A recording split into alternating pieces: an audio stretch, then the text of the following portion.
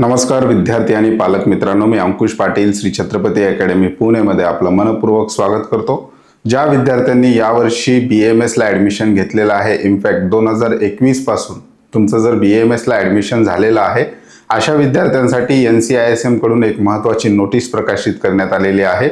Notice next परीक्षेविषयी आहे, म्हणजे 2021 नंतर ज्या ज्या विद्यार्थ्यांचं BAMS ला ॲडमिशन झालेलं आहे, अशा विद्यार्थ्यांना लायसन्ससाठी नेक्स्ट एक्झाम कंपल्सरी करण्यासंदर्भातली ही नोटीस आहे। डिटेल इन्फॉर्मेशन आपण आजच्या व्हिडिओमध्ये पाहणार आहोत। नेमकं NCISM नी म्हटलेलं काय आहे, कुठल्या प्रकारची तयारी विद्यार्थ्यांना करायची आहे, नेमकं एक्झामचा पॅटर्न कशा प्रकारे असणार आहे, याविषयी डिटेल इन्फॉर्मेशन आपण आजच्या व्हिडिओमध्ये पाहणार आहोत। जर तुम्ही BAMS करत असाल तर तुमच्यासाठी हा अतिशय महत्त्वाचा व्हिडिओ आहे, अगदी शेवटपर्यंत पहा। त्याचबरोबर जे विद्यार्थी BAMS करत आहेत किंवा जे मित्र तुमचे BAMS करत आहेत त्यांच्यापर्यंत सुद्धा हा व्हिडिओ पोहोचवा। चॅनलवर नवीन असाल तर अशाच माहितीपूर्ण व्हिडिओसाठी श्री छत्रपती अकॅडमी पुणेच्या YouTube चॅनलला सबस्क्राईब करा। मूळ विषयाला आपण सुरुवात करूयात।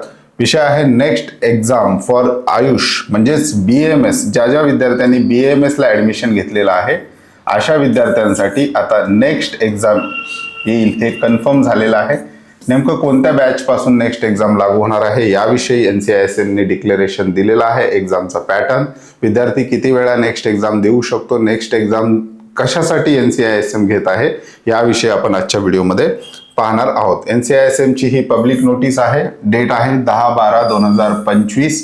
या ठिकाणी त्यांनी ही नोटीस जी आहे ही पॉइंट आउट केलेली आहे प्रिन्सिपल सेक्रेटरीला, कमिशनरला, डायरेक्टर ऑफ आयुष, त्याचबरोबर रजिस्टर्ड युनिव्हर्सिटीचे जेवढे रजिस्टर्ड आहेत त्यांच्यासाठी, कुलगुरूंसाठी, त्याचबरोबर director, dean, principal, AYUSH colleges या सगळ्यांना ही नोटीस त्यांनी त्या ठिकाणी पाठवलेली आहे। नोटीसचा सब्जेक्ट आहे applicability of national exit test for AYUSH student admitted from academic year 2021-22 onwards. म्हणजेच 2021-22च्या नंतर ज्या ज्या विद्यार्थ्यांचं BAMS ला ॲडमिशन झालेलं आहे त्यांना आपला कोर्स पूर्ण झाल्यानंतर नेक्स्ट एक्झामला त्या ठिकाणी सामोरे जावं लागणार आहे।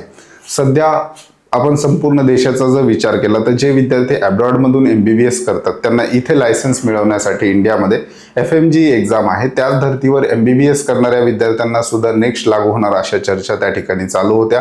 त्याचबरोबर तीच एक्झामचा पॅटर्न जो आहे आयुष मंत्रालय सुद्धा ॲक्सेप्ट करणार होतं। दरम्यान त्याला विरोध सुद्धा झालेला होता, परंतु फायनली आयुष मंत्रालय किंवा ज्याला आपण NCISM जी बॉडी आहे जी आयुष कोर्सेससाठी जी काही कंट्रोलिंग करत असते त्यांनी ही नोटीस काढलेली आहे आणि 2021 नंतर ज्या ज्या विद्यार्थ्यांनी BAMS ला ॲडमिशन घेतलेलं आहे अशा विद्यार्थ्यांना आता नेक्स्टला सामोरे जावं लागणार आहे। हे चित्र क्लिअर झालेलं आहे। याच्या अगोदर कुठल्या बॅच पासून लागू होणार आहे या संदर्भात बरीचशी चर्चा त्या ठिकाणी झालेली होती, ती या नोटीसमध्ये त्यांनी क्लिअर केलेली आहे आणि ही नोटीस जी आहे याच्यामध्ये त्यांनी डिटेल सांगितलेला आहे। आता ही जी एक्झाम आहे हे घेण्यामागचा उद्देश काय आहे किंवा नेक्स्ट एक्झाम नेमकं काय आहे, NCISM ची आणखी एक नोटीस मागे येऊन गेलेली होती 4/7/2024 रोजी। या नोटीसनुसार as per the regulation 6 of national commission for Indian system of medicine regulation 2023 यानुसार national exit test of each discipline such as Ayurveda, Siddha, Unani and RIGPA of Indian System of Medicine shall be conducted by the Commission through designated agency। ही exam conduct करण्यासाठी एक designated agency असल्याचं त्यांनी सांगितलेलं आहे। The national exit test shall be held for granting licence, म्हणजेच practising doctor म्हणून जर तुम्हाला लायसन्स मिळवायचं असेल तर तुमचा कोर्स झाल्यानंतर तुम्हाला ही एक्झाम क्लिअर करणं गरजेचं आहे। To practice as medical practitioner, म्हणजेच मेडिकल प्रॅक्टिशनर म्हणून तुम्हाला प्रत्यक्ष रुग्णांना तपासायचं असेल तर ही एक्झाम तुम्हाला देणं बंधनकारक आहे। याच्यामध्ये 50% मार्क्स तुम्हाला मिळवणं गरजेचं आहे, त्यासाठीची एक्झाम आहे। सध्याच्या घडीला काय होत होतं की BAMS झाल्यानंतर कुठलंही फिल्टरेशन विद्यार्थ्यांना त्या ठिकाणी लायसन्ससाठी किंवा मेडिकल प्रॅक्टिशनरसाठी कुठलंही फिल्टरेशन नव्हतं, परंतु आता BAMS झाल्यानंतर तुम्हाला ह्या फिल्टरमधून त्या ठिकाणी सामोरे जावं लागणार आहे। Of respective discipline of Indian system of medicine and for enrolment in the state register और national register as a registered medical practitioner of Indian system of medicine after completing 1 year internship. त्याच्यानंतर the examination shall be problem based to test the clinical competency. Exam नेमकी कशा प्रकारे असणार आहे याविषयी detail दिलेला आहे। ही जी काही नोटीस आहे ती आपल्या ऑनलाईन ॲप्लिकेशनवर विद्यार्थ्यांना आपण अवेलेबल करून देणार आहोत. नेमकं पेपर पॅटर्न कशा प्रकारे असणार आहे, डिस्क्रिप्शन बॉक्समध्ये आपल्या ऑनलाईन ॲप्लिकेशनची लिंक आहे, त्या ठिकाणी तुम्ही डाउनलोड करून ती नोटीस पाहू शकता. त्याच्यानंतर इलिजिबिलिटी म्हणजे नेमकं कोण इलिजिबल आहे, म्हणजे जे विद्यार्थी BAMS आत्ता करत आहेत असे संपूर्ण विद्यार्थी त्या ठिकाणी इलिजिबल असणार आहेत. त्या संदर्भात त्यांनी डिटेल दिलेला आहे. त्याच्यानंतर नंबर ऑफ अटेम्प्ट्स, एक विद्यार्थी किती अटेम्प्ट देऊ शकतो नेट संदर्भात, याचं सुद्धा मागच्या नोटीसमध्ये त्यांनी उल्लेख केलेला होता. Number of attempt, there shall not be any limit for attempts to appear in the national exit test, म्हणजे जोपर्यंत तुम्ही पास होत नाही तोपर्यंत ती एक्झाम तुम्ही त्या ठिकाणी देऊ शकता, असं तरी मागच्या नोटीसमध्ये NCISMनी सांगितलेलं आहे. त्याच्यानंतर इथे त्यांनी qualifying national exit test and getting enrollment in state register and national register as the case may be shall be essential requirement for practicing as a registered medical practitioner or for any job where clinical work is involved or for any job where medical registration is mandatory. म्हणजेच तुम्हाला जर practitioner doctor म्हणून काम करायचं असेल तर next mandatory आहे, असं त्यांनी मागच्या नोटीसमध्ये सांगितलेलं होतं. त्याचबरोबर असा कोणताही जॉब जो क्लिनिकल संदर्भात आहे तो करण्यासाठी सुद्धा तुम्हाला नेक्स्ट एक्झाम क्वालिफाय करणं कंपल्सरी आहे. त्याचबरोबर जर तुम्ही नेक्स्ट एक्झाम क्लिअर नाही केली आणि नुसतं BAMS केलं तर तुम्ही मेडिकल प्रॅक्टिशनर म्हणून काम करू शकत नाही किंवा क्लिनिकल संदर्भात काम करू शकत नाही. या व्यतिरिक्त कुठलाही जॉब तुम्ही करू शकता असं सुद्धा या नोटीसमध्ये म्हटलेलं आहे. पुढे जाऊया, स्ट्रक्चर ऑफ एक्झामिनेशन. एक्झामचं नेमकं स्ट्रक्चर कशा प्रकारे असणार आहे त्याची थोडक्यात तुम्हाला कल्पना त्या ठिकाणी देणार आहोत. आत्ता जी नोटीस आलेली आहे त्याच्यामध्ये स्ट्रक्चर, त्याचबरोबर कंडक्शन, त्याचबरोबर इलिजिबिलिटी या संदर्भात NCISMच्या वेबसाईटला अपडेट राहण्यासाठी विद्यार्थ्यांना सांगितलेलं आहे. परंतु मागची जी नोटीस आहे त्याच्या आधारावर आपण आता एक्झामचं स्ट्रक्चर कशा प्रकारे असणार आहे ते त्यांनी क्लिअर केलेलं होतं. ते नेमकं काय आहे, स्ट्रक्चर ऑफ एक्झामिनेशन नेमकं कशा प्रकारे असणार आहे, प्रश्न कोणते असणार आहेत, त्याचबरोबर कशा प्रकारे मार्किंग सिस्टीम आहे याविषयी सुद्धा त्यांनी मागच्या नोटीसमध्ये दिलेलं आहे. क्वालिफाईंग पर्सेंटेज म्हणजेच विद्यार्थ्यांना पास होण्यासाठी किती मार्क्स त्या ठिकाणी आवश्यक आहेत.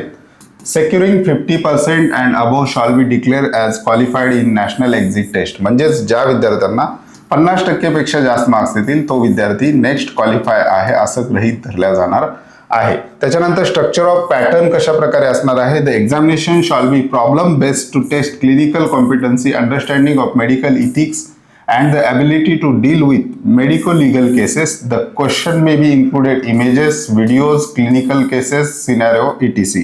या संदर्भात थोडक्यात दिलेलं आहे कशा प्रकारे क्वेश्चन असणार आहे. नेक्स्ट या ठिकाणी लिहिलं आहे 120 क्वेश्चन, टोटल मार्क्स 480, टेस्टचं ड्युरेशन 180 मिनिट, MCQ बेस ही टेस्ट असणार आहे आणि निगेटिव्ह मार्किंग सिस्टीम इथे या ठिकाणी दिलेली आहे. 1 मार्क्स निगेटिव्ह मार्किंगसाठी त्यांनी या ठिकाणी दिलेला आहे. लँग्वेज कशा प्रकारे असणार आहे, पेपर कोणकोणत्या भाषेमध्ये असणार आहे यावर सुद्धा NCISMनी अगोदरच्या बैठकीमध्ये सांगितलेलं होतं. आयुर्वेदासाठी इंग्लिश आणि हिंदीमध्ये, युनानी इंग्लिश आणि उर्दूमध्ये, सीधा इंग्लिश आणि तामिळमध्ये, सोगारिप्पा इंग्लिश आणि भोटी भाषेमध्ये. Syllabus, the syllabus as prescribed bye NCISM for UG, म्हणजेच आत्ता BAMSचा जो काही NCISMनी सिलेबस ठरवून दिलेला आहे त्या पूर्ण सिलेबसवर ही टेस्ट असणार आहे अशा प्रकारचं NCISMनी मागच्या नोटीसमध्ये सांगितलेलं आहे.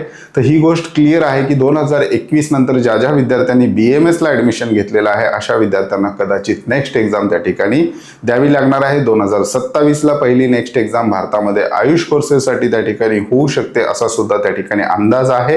याच्या अगोदरच ती लागू होणार होती, 2024लाच ती लागू होणार होती, परंतु विद्यार्थ्यांचा विरोध लक्षात घेता ती थोडीशी डिले करण्यात आलेली होती.